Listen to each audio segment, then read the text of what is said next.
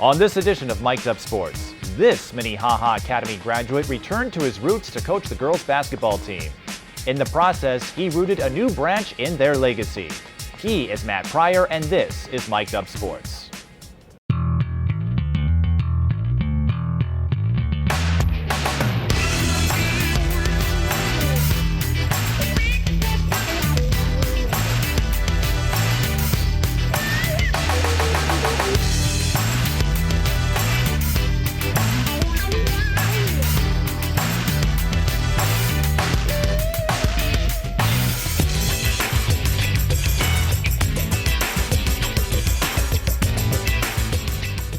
Hello everyone, I'm Mike Eden and this is Mic'd Up Sports, the show that takes you in depth with the people who build our sports community. Matt Pryor hasn't been coaching for too long, but he's already made his mark at Concordia Academy and this past season at Minnehaha Academy, giving the school its second state title in girls basketball. And Matt, you are equal to your mentor, Josh Thurow, the athletic director, so thanks for stopping by. And I have to wonder, after you won the state title this past season, have you engaged in some smack talk because you have as many titles as Josh does? Well, first off, thanks for having me on. I do. I really appreciate the opportunity. In terms of being on the same level as Josh, I feel as if I got a long ways to go here yet. I knew coming into this job, it was big shoes to fill. Not only did he have the state title, but I think it was, 14 section championships in like 16 years. I mean, the guy has a track record that was just ridiculous. So to say I felt the pressure coming in as a coach, trying to come in after him, I definitely did feel that. In regards to talking trash and needling each other back and forth, Josh and I have enough of a relationship where we can needle each other, but at the end of the day, he's been a fantastic mentor for me, and to have someone, to have a boss like him to be able to go to and ask questions and swing by his office anytime. He always makes himself available to me. He's a really great friend to have. But to answer your question, yeah, without a doubt, there's a little bit of smack talk there. So next year, if you make it 2 in a row, Josh, he coached that team for how long? Got 1 title out of it. Of course, there's more to it than that. You come in, you're batting 1,000. Yeah, well, it's safe to say, if we're able to follow it up with a repeat this year, I'm going to ask for a pretty healthy raise. So you can put that on camera. Now, before you got into coaching, you were an athlete here at Minnehaha Academy. And we're going to talk a lot about your history at this school. When did you get your first itch to play in athletics? Because you were basketball, baseball, I know that much. Were there any other sports? Played football growing up. Okay, Yep. So you were a 3-sport athlete. When did you get that first itch to get out on the field? Both of my parents were very athletic growing up. My mom was a big-time tennis player. Dad played baseball, basketball, football all the way through. So there was always that influence growing up. My parents always encouraged me, my little brother, and my sister to be very active in sports. I was blessed enough to have a brother where we were 16 months apart. So I grew up with the best friend right there. John was also an athlete. He played Division I baseball there at Lipscomb University. But growing up, it was always going out to the driveway, playing one-on-one basketball, playing driveway baseball, going to the front yard, playing football. We were always pushed into athletics by our parents. And just always playing growing up. It didn't matter. So long as there was a ball and it was competitive, we were doing it growing up. Who won those one-on-one battles between you and John? I won. every single time. I'm glad that's on camera too. And John can attest to that? He would back that claim up? John will back me up. There might have been 1 or 2 times where he got lucky here, but no. My dad instilled in us at an early age. You go hard. You play hard. You play the game the right way, and we were always super hyper competitive growing up. So it was if I ever lost, I took it very, very personally, and I know my brother did too. But he'll go on to tell you that that's why he went D1, and I went D3 because he always had me grinding on him growing up. So I'll take a little bit of credit there too. What was your favorite sport to play of your trio? Basketball was hands down my first love. Being 5'10", I was never super fast, couldn't really jump super high, but I worked really, really hard. My game was able to play basketball at a relatively high level in high school and had a couple opportunities to actually go on and play in college. There were a couple of schools that reached out to me, Division III schools, but I was a much better baseball player than I was a basketball player, but basketball was without a doubt my first love. I love everything about the game. I love the fans being on top of you. I love the competitive nature of it. I like scoring. It's a great game. And you can do that more often in basketball. Baseball, you get maybe 3-4 times a game. Exactly. I like the I very much like the up-tempo nature of basketball, and then, you know, kind of making that transition to coaching too. I think as a coach, you have much more of an impact on the game than you do as being a baseball coach or something like that. So what positions did you play in all three of those sports? Football, I did everything from quarterback, running back, wide receiver. I played all the way up until my 8th grade year. And then going to high school here, I dropped football because I really wanted to focus in on basketball. Basketball, I was always a point guard, shooting guard, kind of a combo guard. And then baseball, I was a shortstop and pitcher. Shortstop and pitcher. How hard was your fastball? I could throw pretty hard. I could throw pretty hard.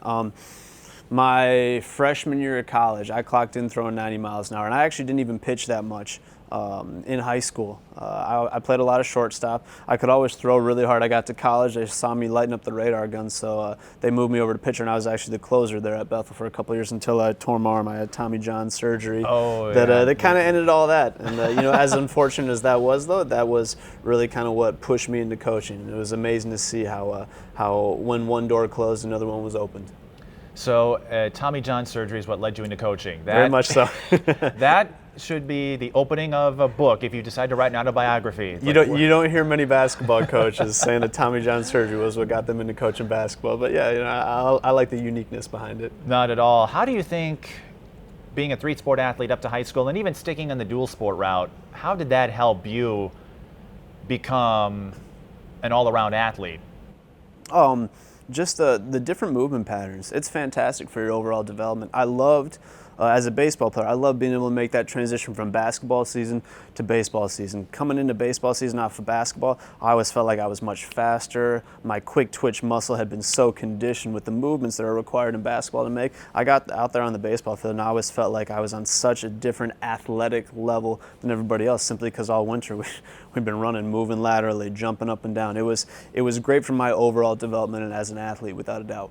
I can see why you were a shortstop. Yeah, that's a position that needs quick reflexes. You need to be able to move laterally, really quick, move your feet, and without a doubt, basketball played a big part in that. Who were your idols growing up? You know, playing sports, watching sports, and it can be anyone. Family, pros, college. Just who did you want to be when you were out there hooping it up and then getting those, turning those double plays? Absolutely, Derek Jeter. Without a doubt, I was a big captain. I was a big Derek Jeter fan growing up. You know, my dad was raised a Yankee fan, so he raised me and my brother Yankee fans. We'll still root for the Twins, don't get me wrong, except when the Yankees are in town. But watching Derek Jeter and how he competed and how he did the little things, and then, you know, I got to read an autobiography about him, and he talks about, you know, how much he struggled in the minor leagues. I think he was drafted like 7th overall, his draft class, but he got to the minor leagues. He actually still, don't quote me on this, but I still think he holds the record for most errors made in a minor league season. And he just talked about, you know, the perseverance that came with that. And so it was really cool. And for someone, an athlete such as myself, I was able to connect with struggling through and having to work through some hardship in order to get to where you wanted to get to. And I love that aspect about Derek Jeter, and I love the aspect that he wasn't afraid to share the fact that, hey, I was a shortstop, but he wasn't a great fielder. He had to work on it. He had to grind to get there. And that was something that I felt like I really connected with. And then the fact that he's Derek Jeter, he's wearing the pinstripes, and I mean, the dude's as cool as it comes. Right, part of that Yankees dynasty in the late 90s through 2000. So being a Yankees fan, you know, what kind of emotional roller coaster were you on last week in that 14-12 5-hour game? I had to cover it as part of my job at MLB AM. And even if you're working the game, we can't root for anybody. It's still intense. It felt like a playoff game. Like if those two meet in the ALDS, ALCS, I don't know, as a fan, you know, you can just watch and cheer for these guys. That had to have been something. Absolutely. You know, it's funny you bring that up because I was actually at that game. I was at that game, and the beauty of being a teacher is that over the summer, I didn't have to wake up early to work the next day outside of basketball workouts. So I was able to stick it out for the full 5-hour ordeal. Got to see Aaron Hicks make that diving catch out there in center field. It was a fantastic environment. You know, what's really fun is just to be able to be back at your home ballpark there at Target Field and have the fans being into it, being passionate about it. You can, you've been there working the games, you can feel the energy in that building. And that just goes to show you, you know, what a winning team can do for a city, can do for a community, how it can get people to rally around it. Just the energy in that building was fantastic because, like you said, it felt like a playoff game there. That place was rocking. It was awesome. So if that series were in September, you would have been in big trouble. Yes, without a doubt. Without a doubt. You know, I think I think by the time, I think it was the 12th inning. It was a 10-inning game, but it went 5 hours long because there were a lot of pitching changes. I mean, and a lot of home runs. That was. It felt like when Hicks made that catch that me and my dad were the only ones in the stadium standing up cheering at that point. But it was well worth it. Not gonna lie, I think even for us, we breathed a sigh of relief. Although if he had missed that catch, then Kepler, he would have driven in. It would have cleared the bases. Would have got real interesting. Right, but maybe it didn't. But we're like, at least we get to go home.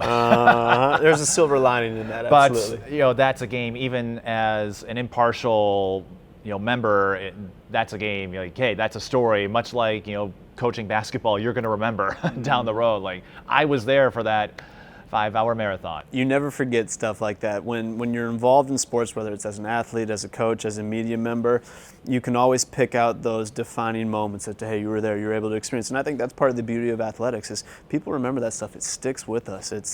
It makes for great memories and great talking points to be able to tell your kids, talk to other people about, have conversations at the restaurant, at the bar. It's a really cool thing that sports is able to provide people with that. And speaking of those defining moments, what would you say were some of those moments that you had as a Minnehaha athlete? As a Minnehaha athlete, my senior year of basketball was really big for me. My basketball journey, I think, was much different from a lot of other high school basketball coaches in the sense I feel like you ask most high school basketball coaches about their playing career, and it was very, very successful. A lot of these high school coaches, they went on, they scored 1,000 points in high school in their career. They were a 3-year starter, had all these accolades. For me, that really wasn't the case. I played C squad as a freshman. I played JV as a sophomore. I sat the bench on varsity as a junior.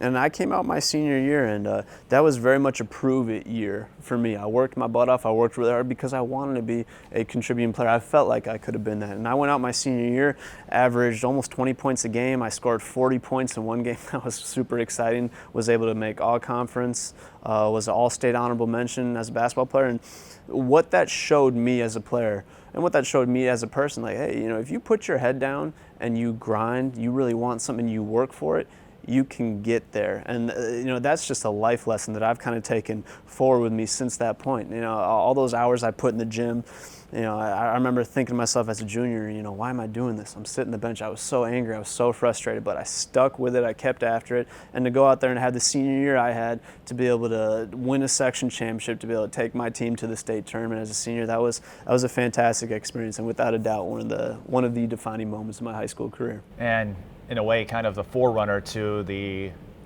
history of success Redhawks boys basketball has had since. I like to think we laid the groundwork. I mean, there's no doubt that the level that the coaching staff here has taken our boys program to, it's unbelievable. These kids are legit blue chip talent. I mean, we when we're doing our girls practices, the guys are practicing over on the auxiliary gym, and I just like poking my head over there because you see those guys, and there's no doubt in my mind you could put those guys in the MIAC right now, and they'd win a lot of games in the MIAC. They are a crazy talented high school St. Thomas is gone, or will be gone, so unfortunately, someone else has got to take over. Oh, don't get me started on that. I don't know if we got enough time for that. My goodness.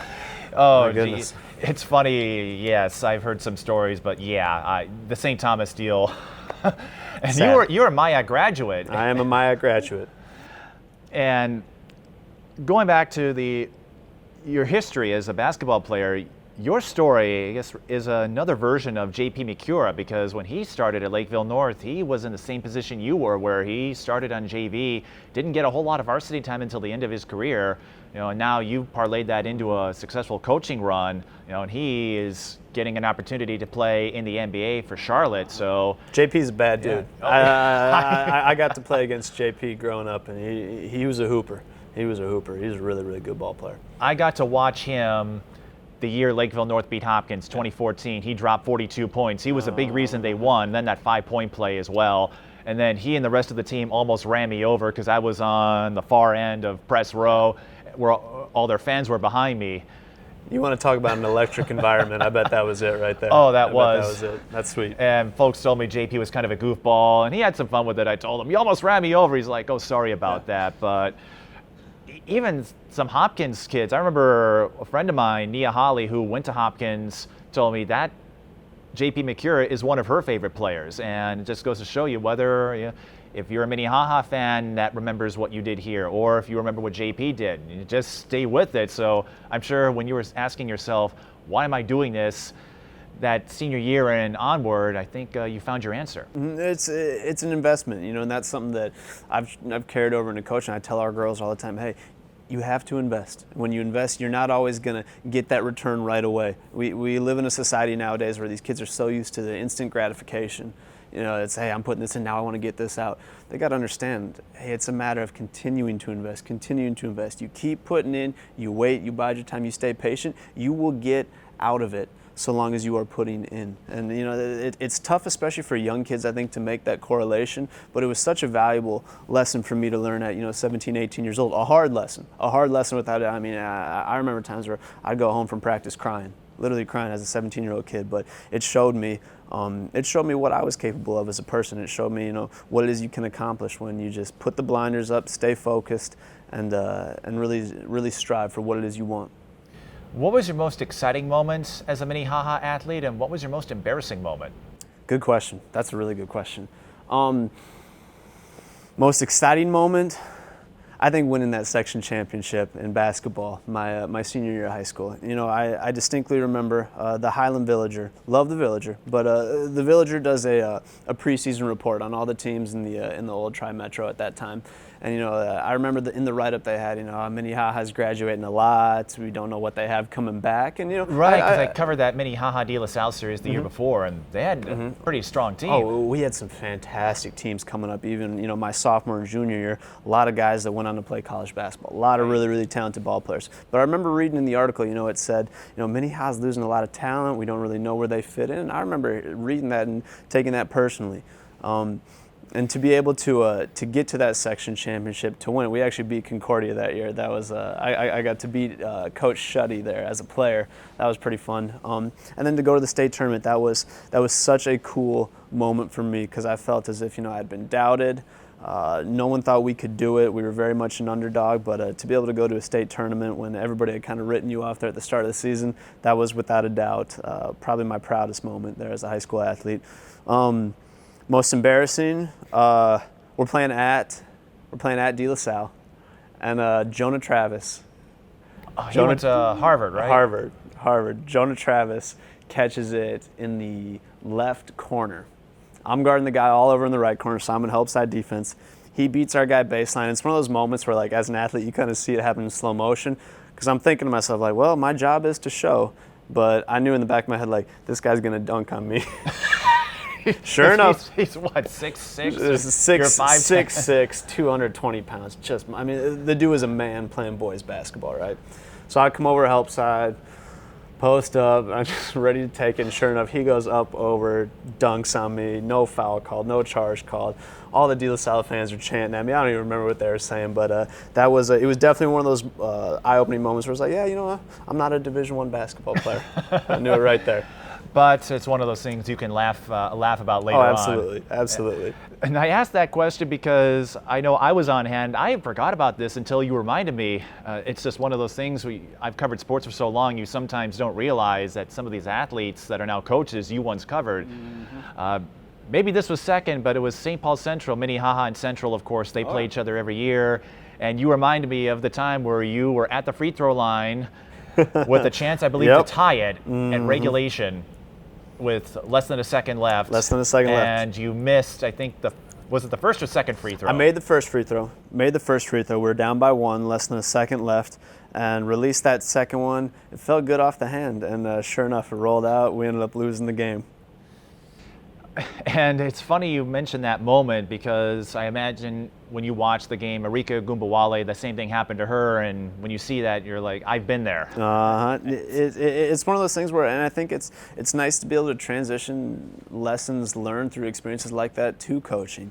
It's progression and growth as a player. It's not always a straight line. There's highs, there's lows, and it's learning how to deal with that. And I think that's part of the beauty of high school sports. And I think why we see so many student athletes who are able to go out into the workplace and succeed, because you have to deal with things like missing the game-tying free throw in the last seconds. I felt about that big when I missed that shot. But it's how do you pick yourself up? How do you show your face at school the next day to the whole student body? And they're, oh, you're on YouTube missing the game-time free throw. But it's how do you work through that? How do you deal with that? And how do you grow? How do you grow learning from something like that? And you know, a lot of the situations and the circumstances that high school athletes are faced with, it's lessons that they're going to be able to take and carry forward with them into, you know, their college playing careers or their professional careers. And that's part of the beauty of coaching, is seeing these kids get faced with situations like that and learn how to deal with it. Have you shown that tape to your girls yet at Minnehaha? I have not showed them that tape yet. I'm sure they would very much enjoy it. I know you sent it to me. Yep, it's still up there on my page. I keep dangling it in front of them. That's going to have to be a film session without a doubt this year. I'm going to have to pick the right time. You know, hopefully we don't lose any games on a last-second free throw. But if we do, that'll definitely be some valuable film to come back to. And what you had said, I mean, not even Elena Deladon makes all her free throws. I remember covering a game where she missed 2 in a row, and we're all joking like, oh, remember this moment. But like you said, it's not a straight line, and you can be the most accurate free throw shooter out there. You're still not going to make every one. It's going to happen. Mm-hmm. Now, at the start of this conversation, you mentioned the role Josh Thurow had as a mentor, and of course, on the basketball side, you were under the mentorship of Lance Johnson. Absolutely. So even though Josh wasn't your basketball coach, how influential was he in developing you as the athlete that you were then and the coach and character you are today? Mm-hmm. But Josh was actually my baseball coach. That's right. In high school. I think he won some state titles there in baseball, if I recall. I think he did.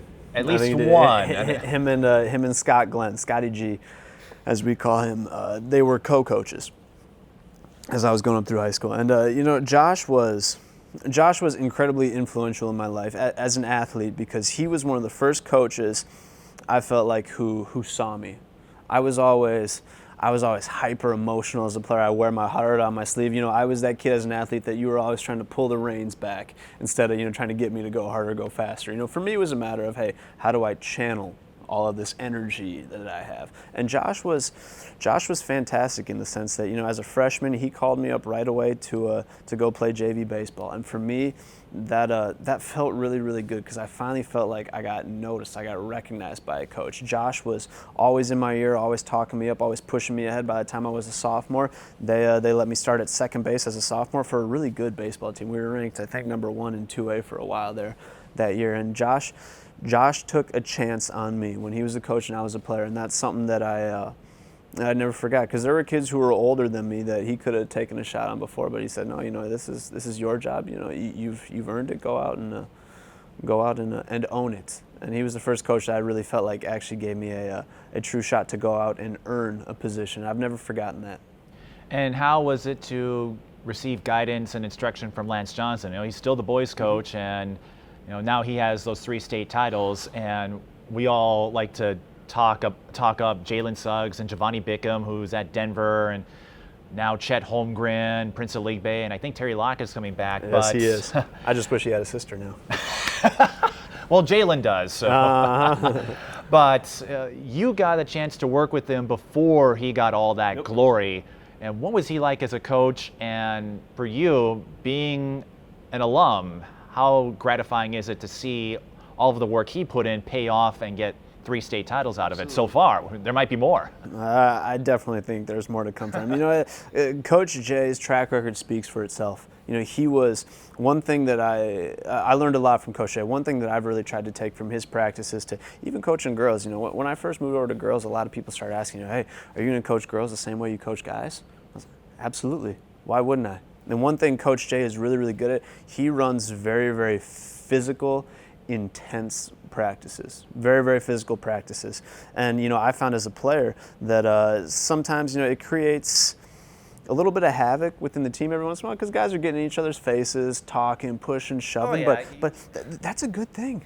That's a healthy thing for a team to have to go through and work through. And then when you get out there on the court against another team where you've been grinding on each other in practice, fouling, pushing, talking, and you're able to go out against a team that's frankly not ready for that, you are on a whole nother level of operation than that other team. And Coach Jay, I think, does a really good job of fueling practices in such a way that practices are much harder and much more physical than the actual game itself. And you see that success translate then from practice to games. And that's something as a coach that, you know, I take pride in running very physically demanding practices. I don't like running long practices. I like to keep my practices short, but I like to keep them very, very physical, you know. And, you know, I told my girls, you know, we want to embody that, which is we call it bad girl ball.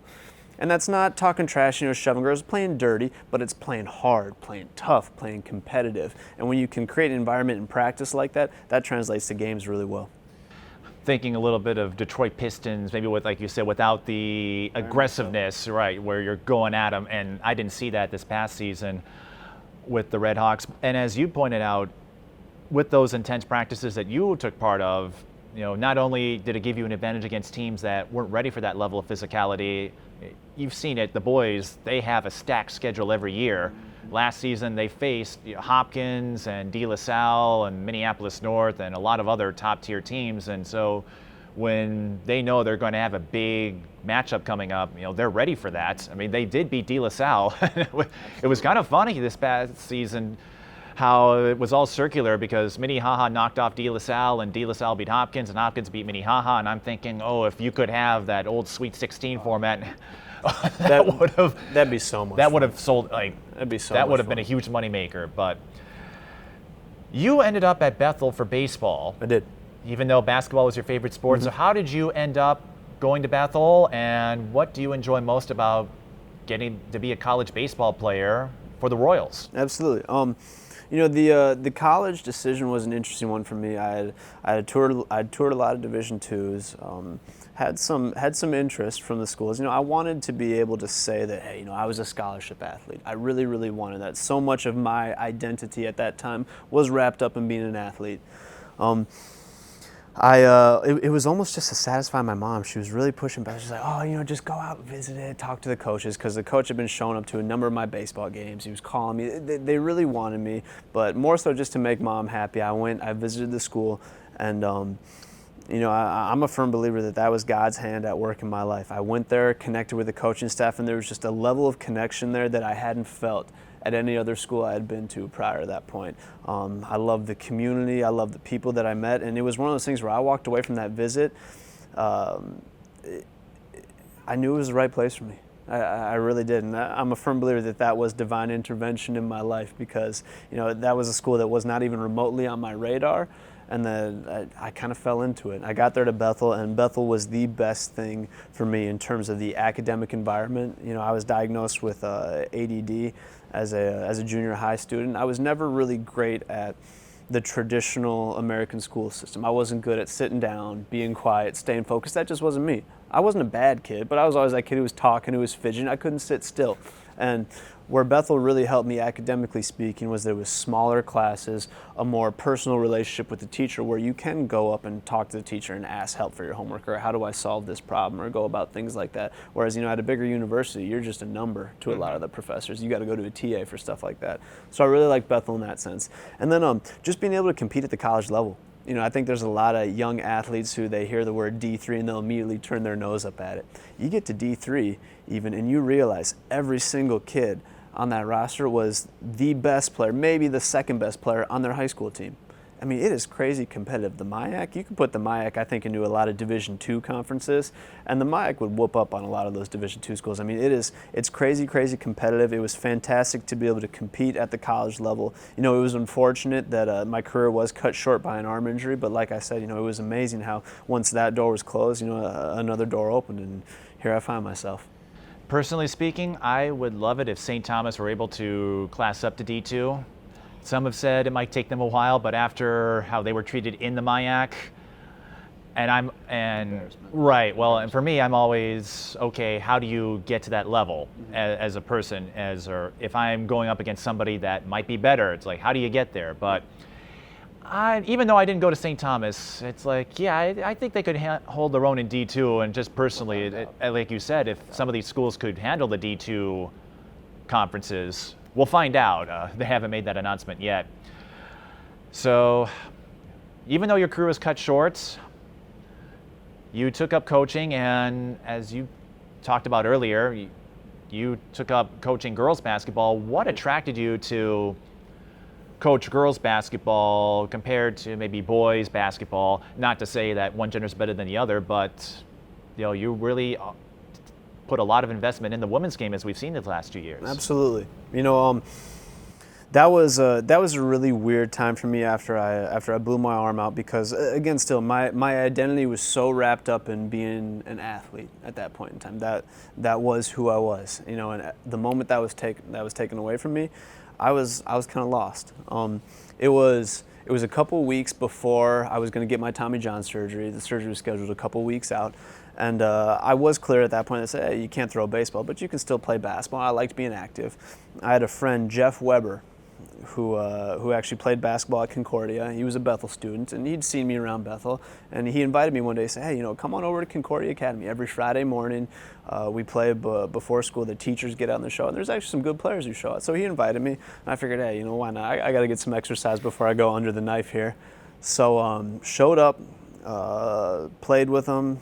Had a really good shooting day, thankfully, and afterwards, the varsity girls coach at the time there at Concordia, Mark Paul, he came up to me and just started talking to me and about my background and where I was at. You know, I explained, you know, kind of my journey to him, and he just said, you know, he said, hey, I'm the new girls coach here.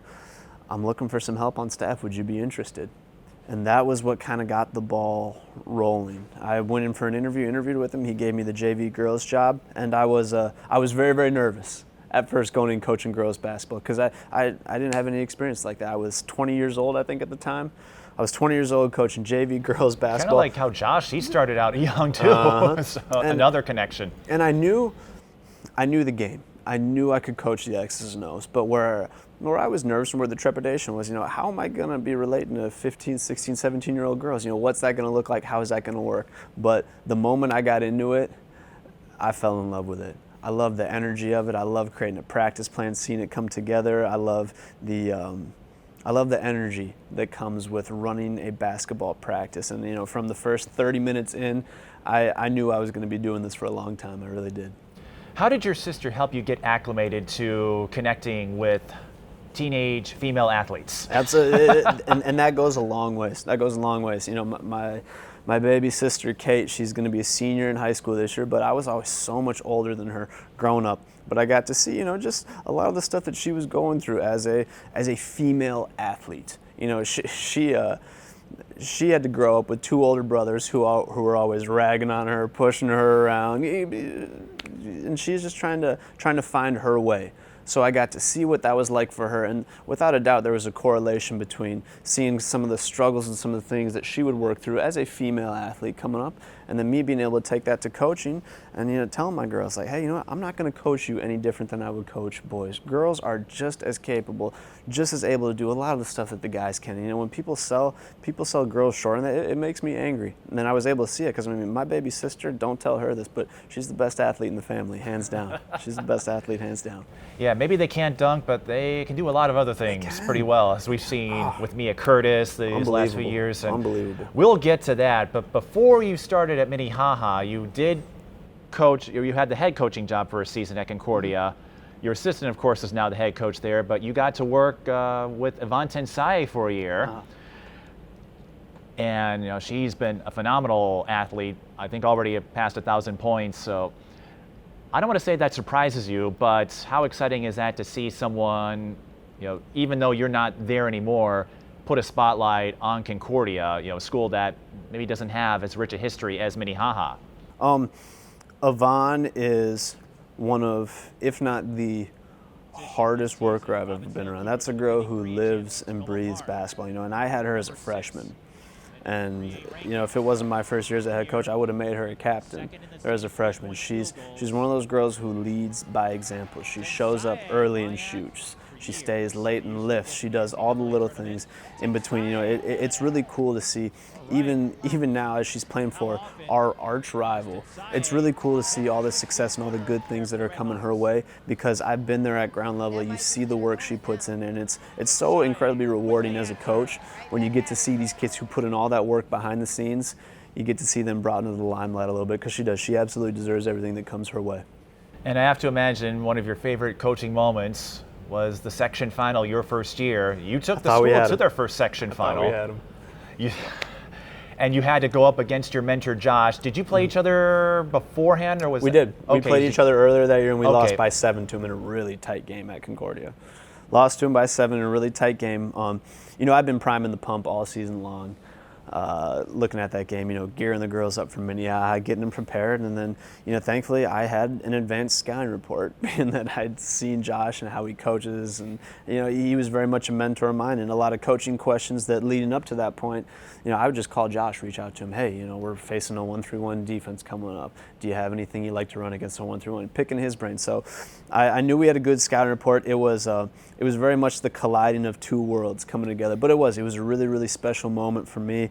As soon as they got up, I think it was 4 points, they got up with 8 minutes left. I knew Josh was going to go to that four corners stalling offense they run, and they were able to run away with it in the end. But it was really, really cool to kind of come around full circle, start at Concordia, be coaching against Minnehaha, and then, again, here I find myself. It truly has been a full circle journey. And that speaks to the respect I think he has and just the generosity, because I don't know how many coaches would give out their tips knowing that you might use it against him.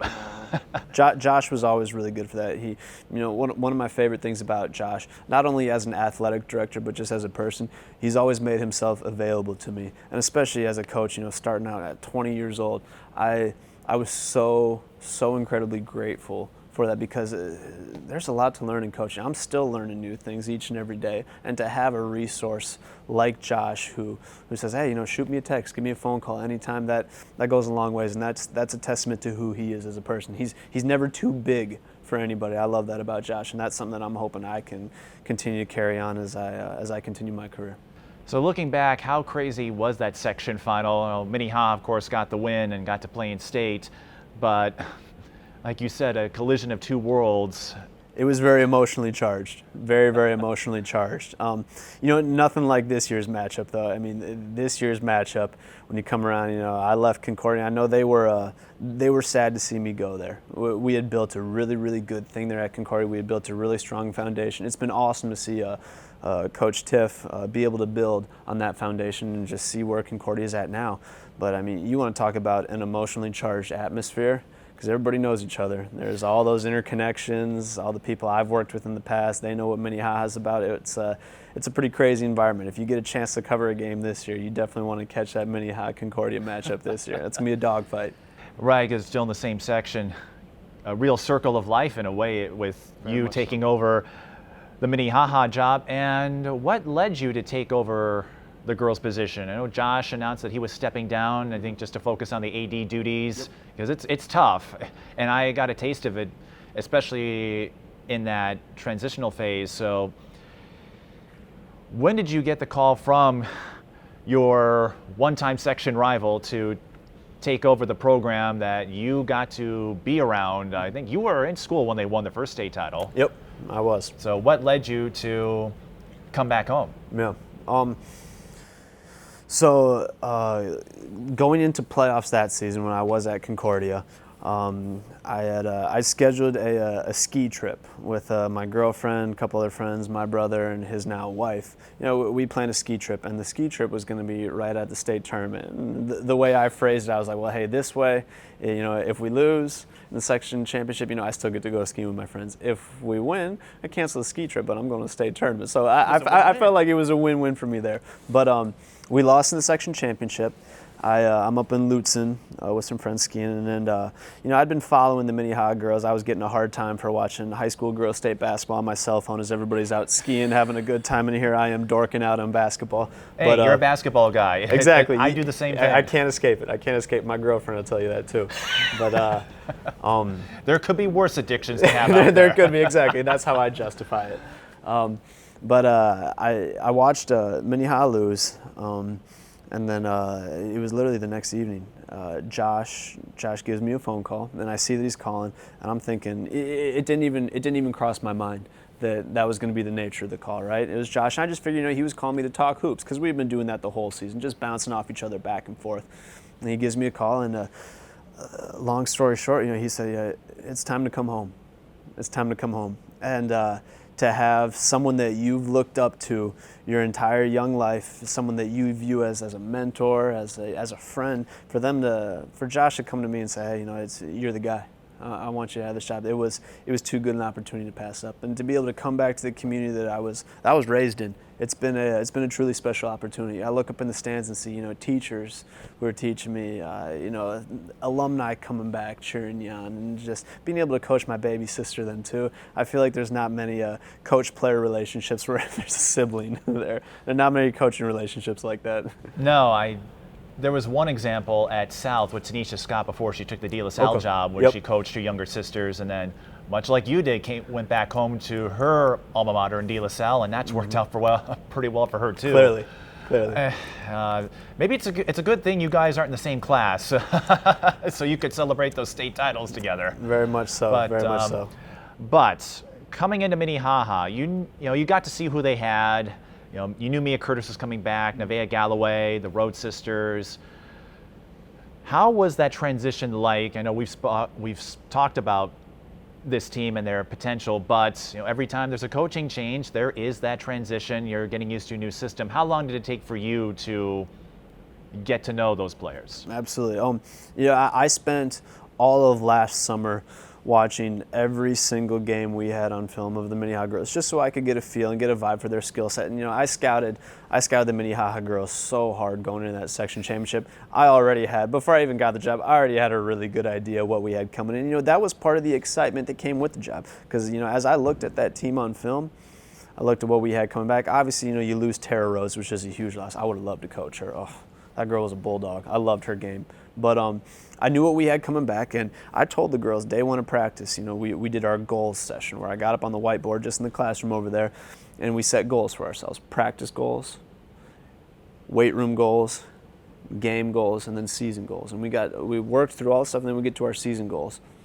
And the girls were like, all right, well, we want to go back to state. We want to win the section championship. And I told them, I was like, and because I wanted the answer to come from them, but it didn't. And I just told them, I said, hey, we got a chance to win a state championship here. Do not sell yourself short. And that was part of the that was a major part of the excitement that came in with getting this job. I looked at the talent, I saw what we had, and I knew that we were going to have a chance to compete for a state championship. I got to see firsthand as a coach how many things you need to go your way. I mean, you need to stay healthy. You need girls to hit big shots and big moments. When you're playing in a single elimination tournament, you got to have a lot of things go your way. But I knew we'd have a chance. And to kind of be priming the pump on that all season long and get the girls thinking about that, when the lights were at their brightest, our girls didn't flinch. And it's so cool as a coach to see it all come together like that. It really is. Speaking of that single elimination tournament, well, there's a couple of things. I'm sure you pointed to that banner that's behind us from 2010 and said, hey, that team did it with like a D1 mid-major in Caitlin Adams and a D2 in Rachel Hansen. Kind of came out of nowhere, so why can't you guys? But you get to the championship with Caledonia. Your top player, Mia Curtis, fouls out, and I think, was she the only one, or was someone else, or was it just... We had Tatum with 4 fouls. We had Talia with 4 fouls. And I want to say Tana had 4 fouls. And Mia was out with like 8 minutes? 8 minutes. 8 minutes was a ago long she fouled time. out. So how nerve-wracking was it for you, and how much did you exhale when Minnehaha, without their top player, held their own with Caledonia and got the state title in Class 2A? That's what I feel like really separated this group of girls. There was never any panic. They never panicked. Throughout the entire season, anytime we do scrimmages, we do situational-based stuff. So, all right, we got 3 minutes on the clock. We are down 6. How are we going to work through it? How are we going to play through that? So I think helping putting the girls in positions like that in practice where they're down, where things are working against you. Hey, we have 10 team fouls. You can't foul. Putting the girls in different situations helped to prepare for that, but also just, the mental fortitude of these girls. There was a TV timeout right after Mia fouled out. Right, you get the TV timeouts. We get the TV timeout. On the 45 broadcasts. I called the girls in, and I said, hey, someone has got to step up for us. Someone's got to be big. Mia Curtis is down. Someone's got to step up and lead us. And sure enough, Tatum Rhodes finished with, I think it was 28 points, 7 assists, 8 rebounds, 6 steals. That girl balled out. She decided, hey, it's my senior year. I want to go out on top, and she did everything she could to make it happen. And it was really cool to see the girls come together, because I could feel it in that timeout. As a coach, you get a pretty good feel for the vibe of your team. I mean, there was no panic. Girls were like, all right, Mia's out, screw it. Like, We don't need you. Let's go get this. I don't think they felt that way. No, it wasn't even so much that, but it was just a, hey, Mia, we got you. We got you. And we had someone like Tana Gallo, who up to that point was like 0 for 6 behind the arc in that state championship game. And she hits that kind of corner wing 3 for us to put us up 2.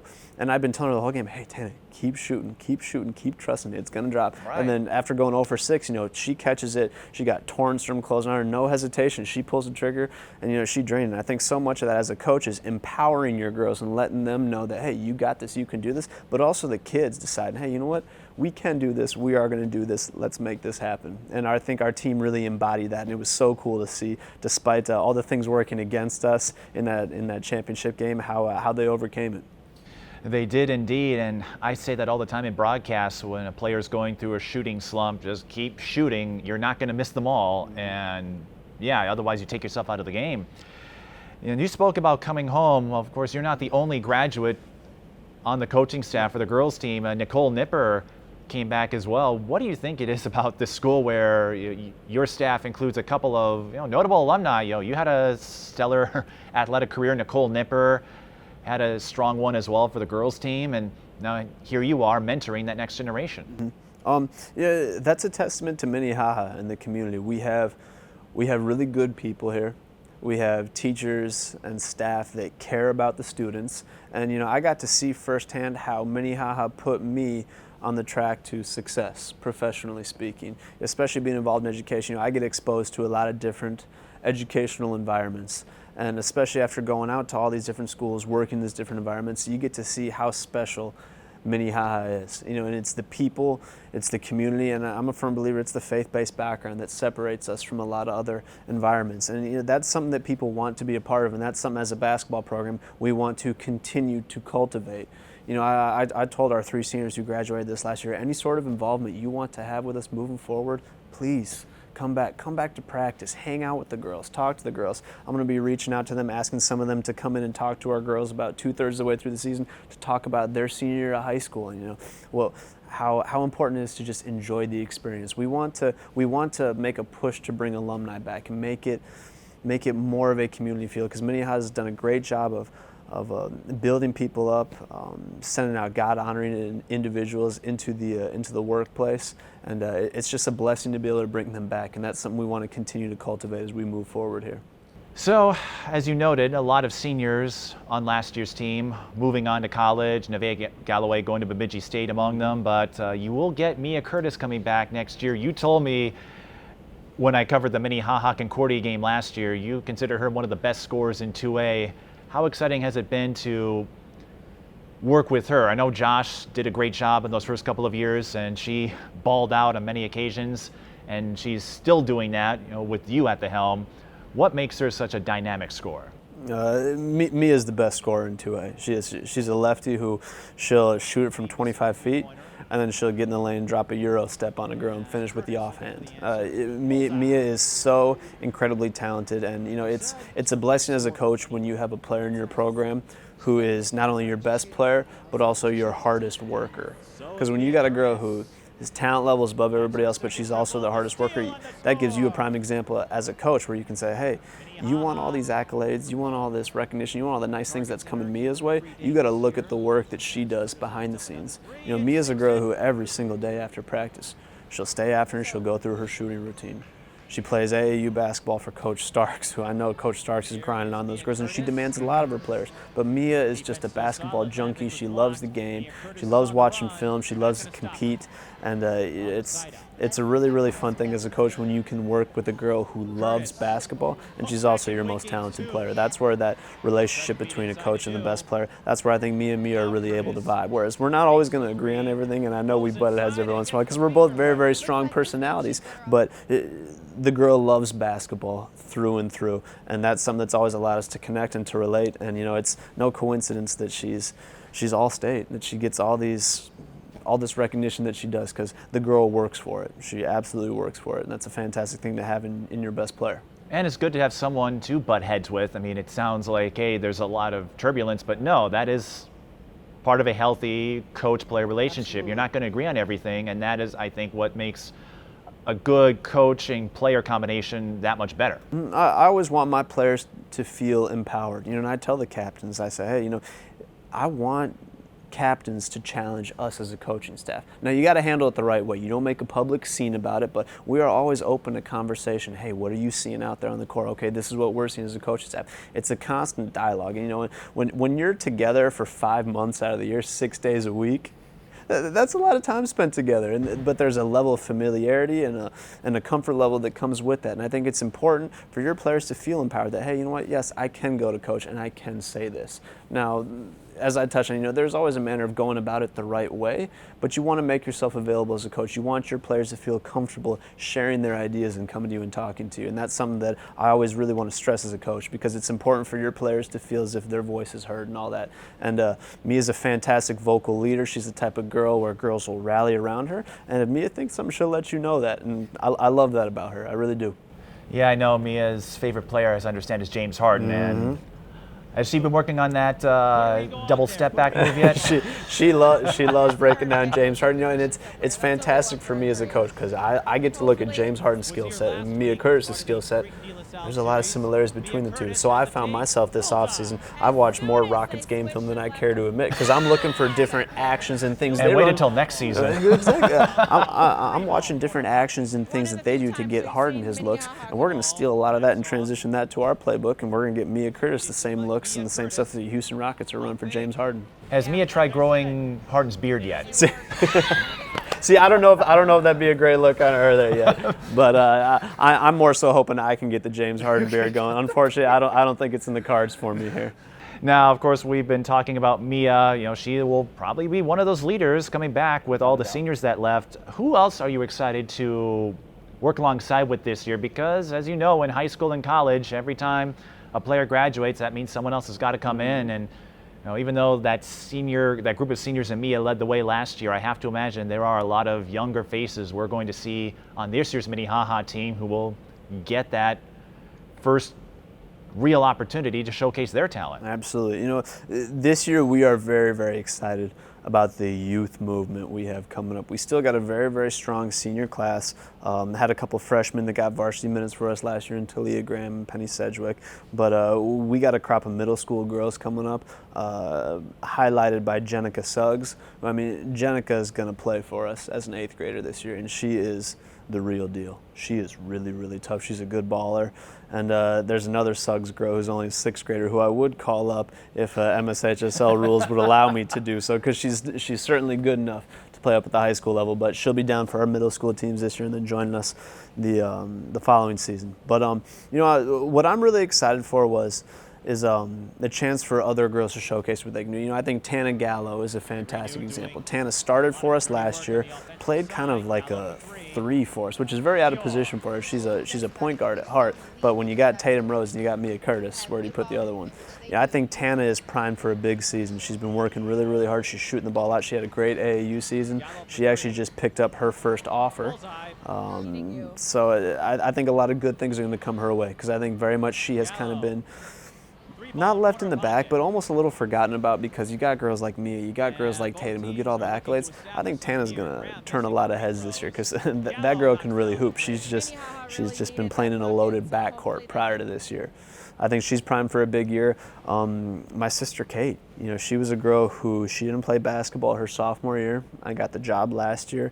She said, absolutely, I'm coming back. And we got to see what she can do. She scored 14 points for us in the state semifinals. She's a lockdown defender. She's going to be guarding the other team's best player. And she's a girl who can impact the game without the basketball in her hands, which when you have 2 ball-dominant players like a Mia Curtis, like a Tana Gallo, Kate's a really nice piece to add into that. We got Talia Graham coming in as a sophomore, and she's 6 feet tall. She was grabbing rim as a freshman last year. Our goal is to get her dunking by junior year, and it raises a lot of people's eyebrows, but I'm telling you, she's not far from it. The girl is a crazy athlete. She's very, very gifted. She works hard. We got Penny Sedgwick, another sophomore, coming up, so we got some good young talent. We're going to be mixing some middle school girls in. I might play I might play upwards of 3 junior high girls on our varsity basketball team this year. And that's going to be a good thing for those younger girls to be able to learn from our strong senior class that we have, and then kind of go through a process of passing the torch to those girls. It's going to be a good thing for us. I think a lot of people are going to write us off this year based on the talent we lost, because we did lose a lot of talent, but I'm not one of them. well, I'm glad to hear it. I've covered high school basketball for over a decade. I'm not dumb enough to make that proclamation at this point. I'm glad to hear it. But we do. We got a lot of young girls coming up, and a lot of girls that have kind of been in the shadows that I think are going to come into the limelight this year. We're really excited to see them flourish in it.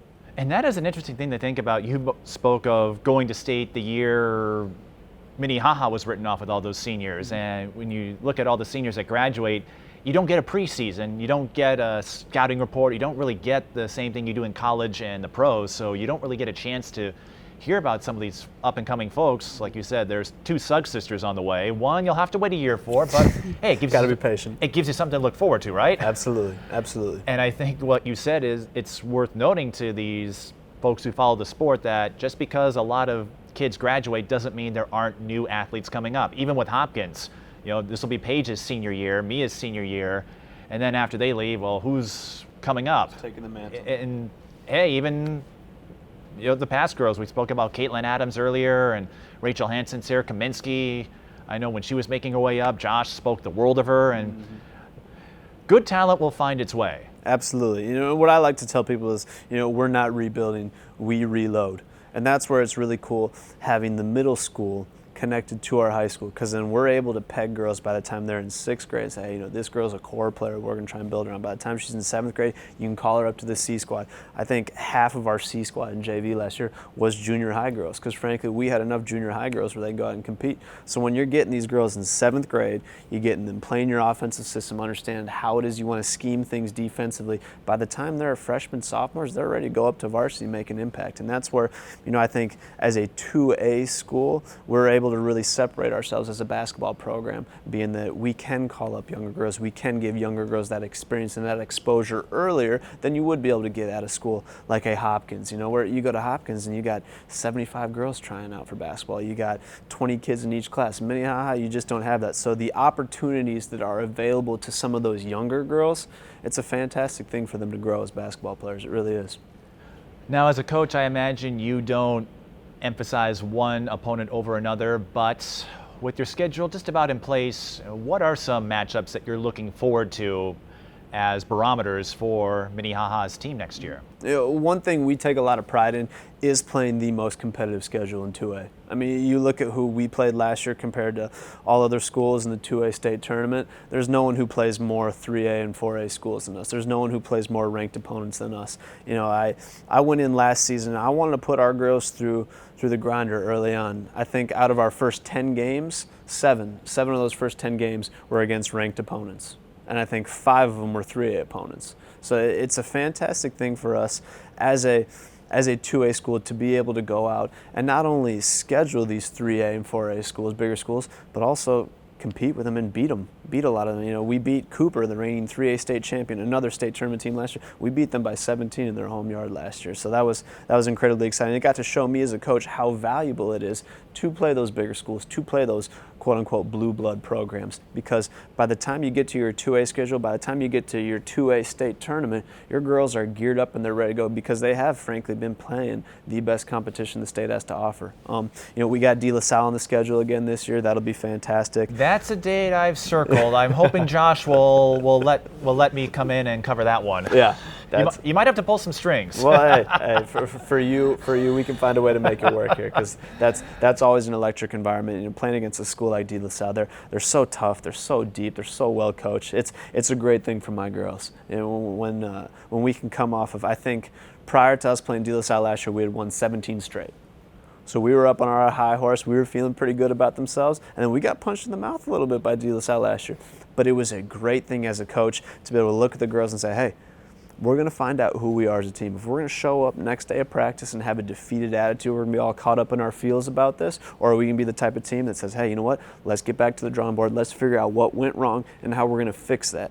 and the resiliency and the toughness that comes from playing top-tier programs like that, it's a good thing for your program all around. It really is. So we got De La Salle back on the schedule. We're playing Orono, which I think a lot of teams are going to sleep on at the 3A level. They got some tough girls. I'm talking to their coach or their assistant coach, Olivia, after we're done with this taping. And those Orono girls are going to be tough. We're very much looking forward to that matchup. We're playing a ton of 2A ranked teams. Obviously got Concordia. We got Maranatha Christian there on the schedule.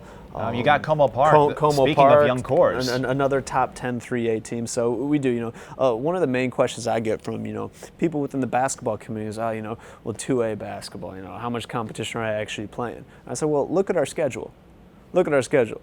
We're playing half of our games are against bigger schools. And the 2A schools we are playing outside of our conference, if I'm scheduling a 2A school, it's because they're a ranked team. It's because they're a team that's going to give us a really tough game because I want our girls. I don't care what our regular season record is. I really don't. What I want to focus on is getting ourselves set up in a good position for our section playoffs, and then from then on out making sure that we are the toughest team that we can be come playoff time. And I'm playing a highly competitive schedule. That does everything that you need in order to get yourselves geared up for that playoff run. And I'm the same way as a broadcaster. I look at the records, and as soon as the season's done, I throw them out the window because they don't mean a whole lot. I should point out with that De La Salle series, it's a doubleheader, boys-girls, so this year's edition will feature 2 sets of defending state champions. They were once conference rivals. I was at the De La Salle one last year, and I have to imagine that helped the Minnehaha girls out too, because I think for the first time all year, they played in front of a sold-out crowd, and I have to imagine this Bergstrom court behind us, you might need to find a larger gym. If you're planning on going to the game, you got to get there a couple hours early. It's funny because we got a JV girls basketball game, right? Playing at De La Salle on the island, and there's 800 people there in the stands for a JV girls basketball game. But for our 14, 15, 16-year-old girls, we got some girls that were 12, 13 years old playing up on that team. For girls to be able to experience playing in front of a crowd like that, in an environment like that, I told our varsity girls after the game, we're not going to be in a more volatile environment all season long. And what that prepared us for come state tournament time, it was incredible because there was no stage too big, no lights too bright for our girls. If you're there in De La Salle, you got 800 people on top. They're all screaming. They know your name. They know your home address, where your mom lives, stuff like that. It makes your kids tougher. You've got the cameras too. Exactly. It's a great thing for the young kids to be able to experience that. And then, as a 14-year-old girl to be able to look up in the stands and see hundreds of people watching you, that's a really, really cool thing. That's a cool thing for them to experience. And that's something that I hope they're going to be able to go on and find your channel and show their kids, hey, you know what, this is what I did when I was in high school. And that's a really special thing for them to be able to show their kids. Indeed. It's a reminder that there is an audience for women's basketball. I will leave you with this. In your athletic career, high school or college, who did you enjoy playing alongside with the most, and who did you enjoy going up against the most? I love playing with my brother. John? I love playing with my brother. He was John. part of that 2013 state title team? That's right, I remember now, I interviewed him actually. He was the starting point guard on Minnehaha boys' first state championship basketball team, but playing with him was awesome. To be able to go from 5 and 6 years old playing one-on-one in the driveway to translate that and take that to the court in high school. And we've been playing together for so long. We've always had this innate connection. I know his game, he knows mine. We know how the other one likes to move, how they like to score, the chemistry that comes with that. It was so much fun being able to experience that with my brother. And I know my parents are pretty happy because they got a 2-for-1, as I'm sure they'll be able to tell you here. Watching me coach Kate, they're still getting a 2-for-1 with that. And who is your favorite player to go against? Favorite player to go against? That's a good question. It wasn't even basketball. My favorite player to go against would have been Nico Rossler was his name. He was a pitcher for St. Anthony, went on to play at Concordia St. Paul. Nico was a kid that I grew up with. We played traveling baseball against each other when we were 12, 13 years old, and he was always a beast. Would throw super hard. Goes to St. Anthony. I got to lose to him 3 years in a row in the section championship, which was devastating. I still won't forget that. But Nico's a guy that I've actually gotten to know since we've entered professional life, and we're really good friends now. We're able to go back and forth and talk about the old days. But it's just a testament to how special sports is and how it can bring people together and the memories it creates. Because anytime I get together with Nico, it's like no time has passed. We might not have seen each other for the last 3 months, but we're still able to go back right away and start talking about, remember that game, 7th and I struck you out. It's great stuff. I loved competing against Nico. I did. It's a lesson I picked up on being a broadcaster for all these years, and seeing athletes I once covered enter the coaching ranks. It does create that bond that just doesn't go away. It does. When you have a similar love, when you have a connection via athletics like that, there's nothing like it. There really isn't. Well, you can catch Matt Pryor right here on those sidelines. I think he's over there on the far sideline from this vantage point in the renovated Minnehaha campus. I believe it's going to open in the fall, so everyone's working hard to get it up to speed. It's going to be a shiny new facility. And after what happened a couple of years ago, I have to imagine a lot of kids are ready to get back in here. Very much so. And I imagine you're excited to get back out on that floor and watch that second banner. That's not up yet, is it? State championship banner is not up yet. I have been assured, though, it will be up by the fall. It will be up by the fall. Next time you coach those girls, you'll have that new banner. So a lot to look forward to. Matt, thanks for taking the time to enlighten us about your history with sports, and I have to imagine you're ready to make some more starting in November. Absolutely. Thank you for having me. It's a fantastic thing that you do, promoting not only the girls' game but just Minnesota high school sports in general. And thank you for having me on and listening to my story. I think we all are grateful for listening to your story. And once more, starting in November, you can see Matt back on the sidelines. We'll see if the Redhawks can defend their state tournament title in Class 2A, and we'll see what Mia Curtis does. A lot to look forward to. And if you'd like to be a guest on future episodes of Mic'd Up Sports, contact us at tsbtelevision@gmail.com. Until then, I'm Mike Beaton. Thanks for watching. If you'd like to support TSB Television sports programming, check us out at patreon.com/tsbtelevision or paypal.me/tsbtelevision.